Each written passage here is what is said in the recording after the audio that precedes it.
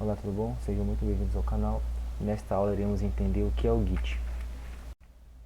Como o Git pensa seus dados? O Git pensa seus dados mais como uma série de snapshots de um sistema de arquivos em miniatura. Ou seja, toda vez que você confirma ou salva o estado do seu projeto, o Git basicamente tira uma imagem de como todos os arquivos se parecem naquele momento e armazena uma referência a esse snapshot. Para o Git ser eficiente, se os arquivos não foram alterados, o Git não armazena o arquivo novamente, apenas um link para o arquivo anterior idêntico que ele já armazenou. O Git pensa seus dados mais como uma série de snapshots. Aqui nessa imagem ilustra bem como o Git pensa os seus arquivos. Em amarelo você vê que temos aqui versão 1, versão 2, versão 3, versão 4, versão 5 e assim sucessivamente.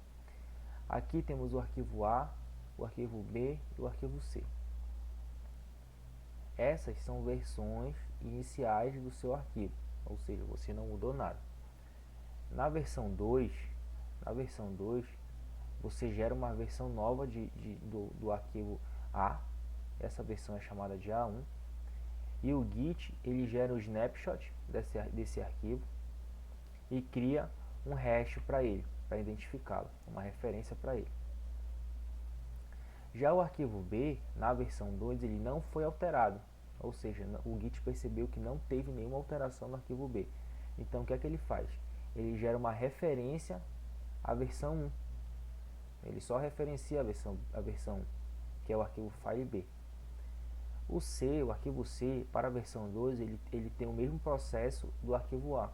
Ou seja, ocorrem alterações nesse arquivo, o Git percebe, gera um novo snapshot e referencia esse snapshot.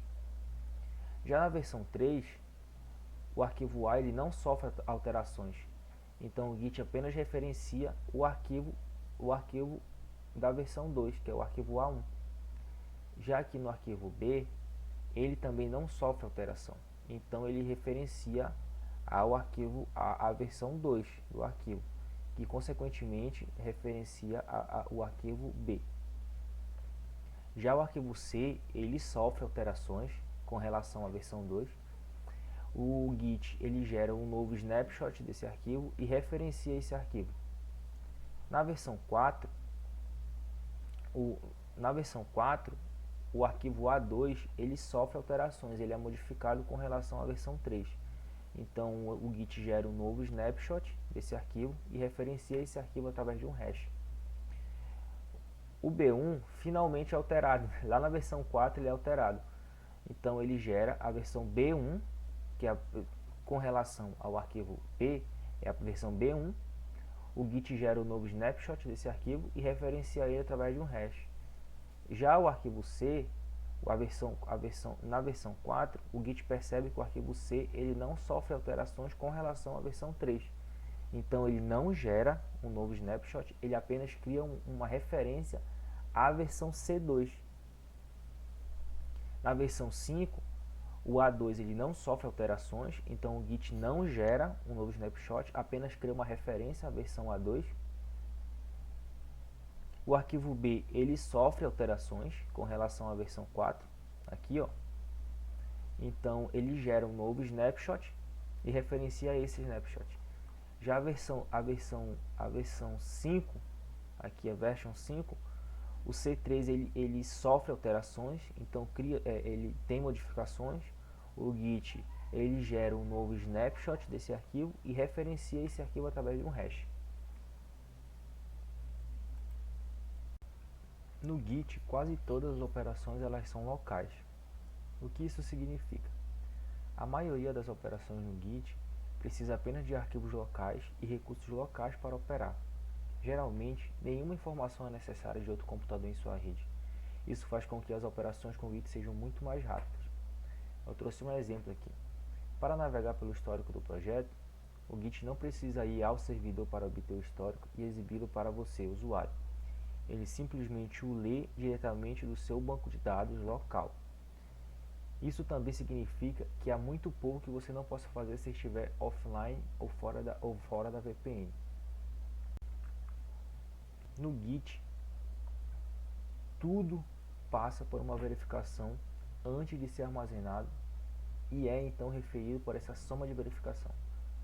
O mecanismo que o Git usa para essa soma de verificação, ela é chamado de hash sh1. Ou seja, no Git, quando você salva uma versão de arquivo no Git, ele não armazena o nome do arquivo, mas sim o valor hash daquele conteúdo, daquela verificação. Vocês lembram que no começo lá da aula, quando eu estava explicando aquela imagem, de ter, quando o Git percebe que um arquivo ele é modificado, ele gera o snapshot daquele arquivo e referencia aquele arquivo. Essa referência é um hash que o Git dá para aquela versão do arquivo. E essa versão e esse hash é armazenado no banco de dados do Git. O Git geralmente adiciona apenas dados. O que isso quer dizer? Quando você faz ações no Git, quase todas essas ações adicionam dados ao banco de dados do Git, o banco de dados local do Git. É difícil você fazer alterações em um arquivo que não possam ser desfeitas, ou você apagar um arquivo sem querer que não possa recuperá-lo. Principalmente se você realiza commits com frequência. Se você não sabe o que é commit, no decorrer das aulas a gente vai explicar melhor o que seria commit, o que é commit. Mas resumidamente é isso. Se você realiza commit regularmente, se você faz uma alteração em um determinado trecho do código e realiza o commit desse arquivo, você pode recuperar essa versão facilmente. E até que eu coloquei no finalzinho do slide, principalmente se você envia regularmente o seu banco de dados para outro repositório. Lá para o final do curso a gente vai criar conta no GitHub e você vai aprender a fazer um push do seu repositório local do Git para o GitHub. Mas quando chegar lá a gente vai entender melhor isso aí. Mas vamos focar aqui. Se você tem esse hábito, inclusive é uma recomendação de você fazer commits regularmente. Se você, ao concluir uma funcionalidade do sistema, você fazer um commit dessa funcionalidade e comentar bem esse commit, dificilmente você vai perder essas alterações. Se lá futuramente, em alteração de um trecho do código, ocorra um bug muito grande que você não consegue encontrar, você pode retornar a versão anterior antes do bug e começar a trabalhar a partir daí. Isso ajuda muito os desenvolvedores. Se, por exemplo, numa sexta-feira você faz uma alteração no código e esse código gera um bug terrível, você apenas retorna para o último commit que foi realizado e curta a sexta-feira, curta o final de semana tranquilo. Mas mais adiante a gente vai entender como o Git armazena seus dados, tá? Por enquanto aqui fique com esse conceito, tá? Que o Git adiciona apenas dados. Esses dados eles podem sim ser bagunçados no seu diretório. No entanto, com o Git é muito fácil você desfazer essa bagunça, tá? Bom, o Git ele tem 3 estados principais. O seu arquivo ele pode estar no estado modified, no estado staged ou committed. O que significa o arquivo estar no estado modified? Significa que você alterou o arquivo, mas ainda não confirmou em seu banco de dados. Já o staged significa que você marcou um arquivo modificado em sua versão atual para ir para o seu próximo snapshot. Já o committed significa que os dados são armazenados com segurança no seu banco de dados local. Então, isso nos leva a 3 seções principais do Git: a árvore de trabalho, a área de preparação e o diretório Git. O que significa o seu arquivo estar na árvore de trabalho? É o único checkout de uma versão do projeto. Esses arquivos são retirados do banco de dados, compactados no diretório Git e colocados no disco para você usar ou modificar. Já a área de preparação é um arquivo geralmente contido em seu diretório Git que armazena informações sobre o que irá para o seu próximo commit. Já o diretório Git é onde o Git armazena os metadados e o banco de dados de objetos para o seu projeto. Essa é a parte mais importante do Git. Então o fluxo do Git ele funciona mais ou menos assim. Você modifica arquivos em sua árvore de trabalho, você seleciona seletivamente apenas os arquivos que você deseja que façam parte do seu próximo commit e adiciona apenas essas alterações à área de teste. Eu vou fazer um parênteses aqui para explicar por que você seleciona seletivamente esses arquivos. Às vezes, quando você está trabalhando no software, quando você vai testar esse arquivo, às vezes ele gera arquivos de teste. Por exemplo, se você tem uma base de dados e você quer gerar um relatório em PDF desses dados, você executa seu arquivo e gera o relatório.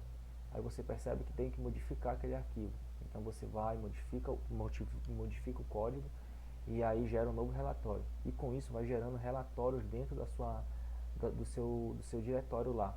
Vai gerando PDFs. Quando você quer fazer o commit dessa funcionalidade, quando você conclui a funcionalidade, você não quer que esses arquivos de testes eles sejam commitados. Você quer que apenas o código seja commitado.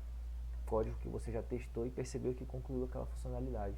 Então você seleciona apenas o arquivo que você deseja armazenar, deseja que faça parte do seu próximo commit e coloca na sua área de teste. Por isso que o Git faz essa ressalva, ele tem essa opção de selecionar apenas os arquivos que você deseja ser armazenados e façam parte do seu próximo snapshot. Então você faz um commit que pega os arquivos como estão na área de teste e armazena esse snapshot permanentemente em seu diretório Git. Se uma versão específica de um arquivo está no diretório Git, ele é considerado committed, ou seja, comitado. Se ele foi modificado e adicionado à área de teste, ele é staged, e se ele foi alterado desde o que foi verificado, mas não foi testado, então ele é modified. Aqui a gente tem uma imagem que explica o que foi dito nos slides anteriores. Temos o Git Directory, temos a área de preparação e temos a árvore de trabalho. Quando você modifica um arquivo, ele sai do diretório do Git e passa a ficar no estado de árvore de trabalho. Esses arquivos aqui o Git sabe, ele percebe quem são, mas ao você fazer um commit, esses arquivos eles não vão fazer parte do seu commit. Quando você adiciona esses arquivos na área de preparação, eles ficam aqui preparados para fazer parte do próximo commit. Ao realizar o commit, apenas os arquivos que estão na área de preparação vão para o diretório do Git. E esse ciclo se repete infinitamente, até você concluir o projeto, enfim. Mas esse aqui basicamente é o ciclo de vida dos arquivos dentro do Git. A aula de hoje é isso. Se você ficou com alguma dúvida, você pode deixar suas dúvidas no comentário que eu vou tentar responder. Reassista o vídeo caso você fique com dúvida em algum conceito. Peço que siga-me nas redes sociais, que curta o vídeo e compartilhe. E tamo junto e até a próxima.